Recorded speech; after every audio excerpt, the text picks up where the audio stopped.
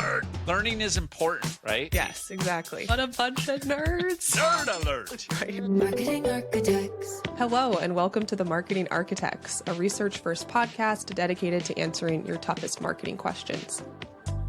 I'm Elena Jasper on the marketing team here at Marketing Architects, and I'm joined by my co-host, Rob DeMars, the Chief Product Architect of Misfits and Machines. Hello, Elena. Hello, we're back with your weekly Nerd Alert. Every week, I'll take a deep dive into academic marketing research and translate its complex ideas into simple, understandable language for Rob, and of course, for all of you. Are you ready to nerd out, Rob? I just finished watching the Stranger Things finale, and I'm pretty sure my nerd level is so high, I'm getting a nosebleed in my one nostril. Man, haven't seen that show, but I've heard great things. I have not seen Stranger Things? No. Oh my gosh. I've seen like the nosebleed. You're not a nerd. That's rude. No, it's on the list. Well, this week I read a study with the title Long-Term Ad Memorability, Understanding and Generating Memorable Ads. This is written by researchers from Adobe and several universities, and it tackles a big gap in advertising research.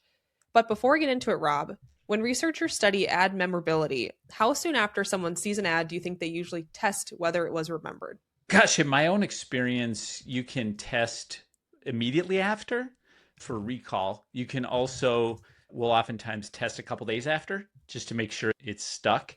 Then in terms of overall brand memorability for a campaign, a particular campaign, like 6 months out, but that's not for a particular ad. That's usually more for a campaign. So what about like pre-testing, like specifically just like having people watch an ad and then seeing what they thought of it? So from a pre-testing standpoint? Yes.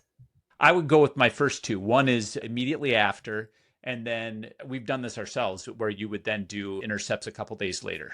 Okay, gotcha. Sorry, I just wanted to clarify that. So this study, it starts by explaining that most people look at recall within a few minutes, right? Like you watch the ad and then you ask some follow-up questions. And they think that's a problem because this paper, they argue that short-term recall is a poor proxy for how advertising actually works, because people don't usually buy something within 5 minutes of seeing an ad, especially something like a television ad.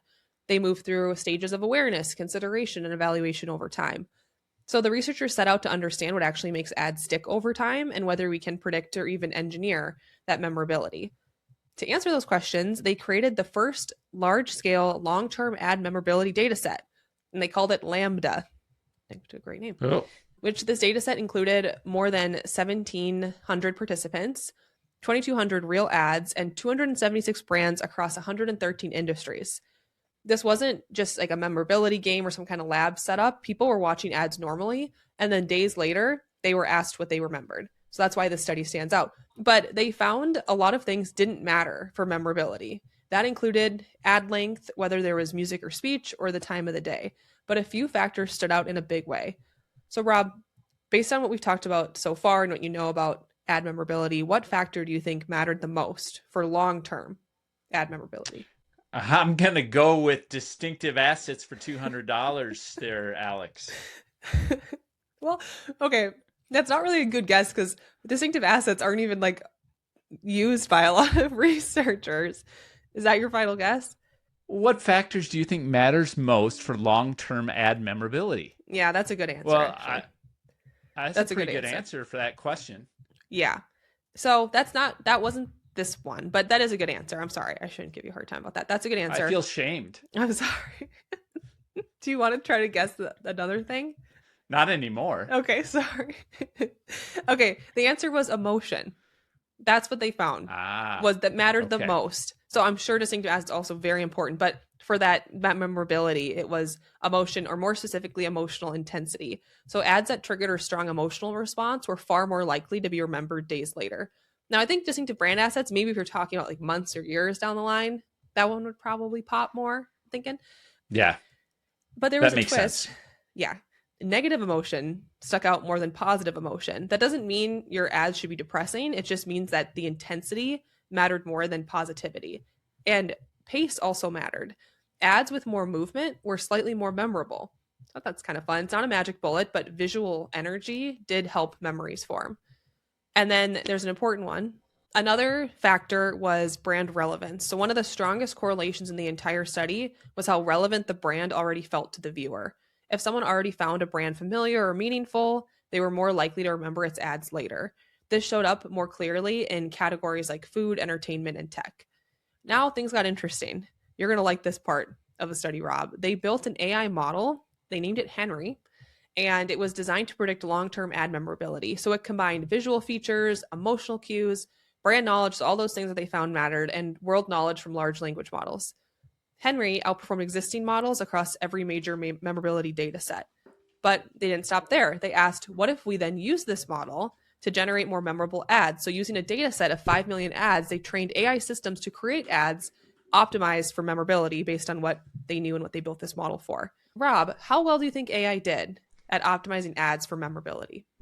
Gosh, AI follows frameworks really well. So I suppose if they've identified a framework that can repeatedly tap into people's emotions, then that would support their thesis and it would work.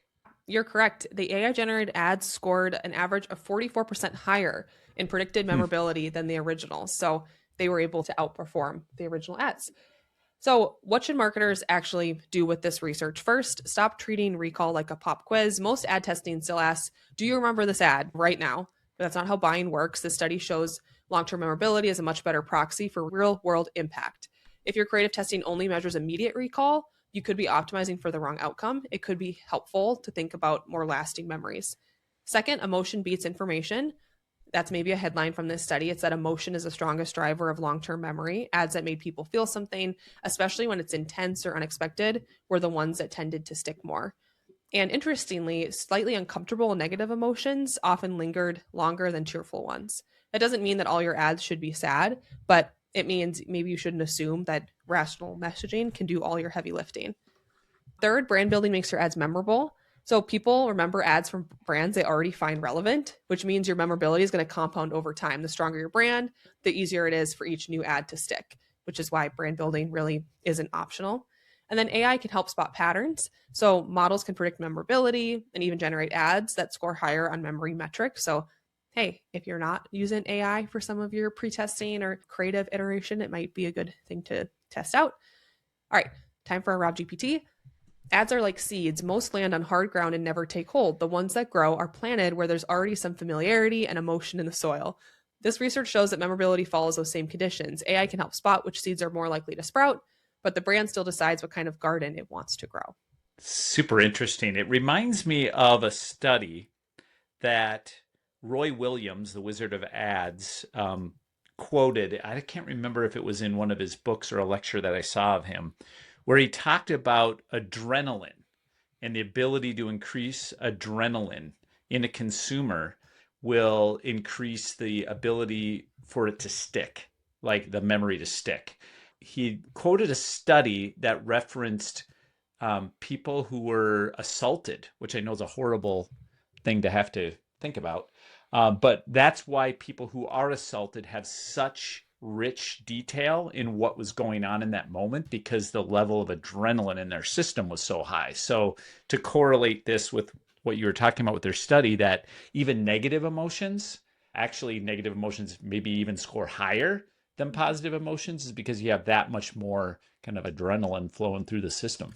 Yeah, that's super interesting. And I think that you're right. That's probably why. And this study, I really like it. I think it's good for marketers to think, all right, how am I, if I'm pre-testing ads for memorability or I'm trying to measure memorability, how am I doing that? And then also, we've talked a lot about the power of emotion in advertising, but we've also talked about the importance of rational and emotional. And this doesn't mean go create a super scary ad, but still interesting takeaways, I think. That's it for this episode of The Marketing Architects. We'd like to thank Taylor De Los Reyes for producing the show. You can connect with us on LinkedIn, and if you like the podcast, please leave us a review. Now go forth and build great marketing. Marketing Architects.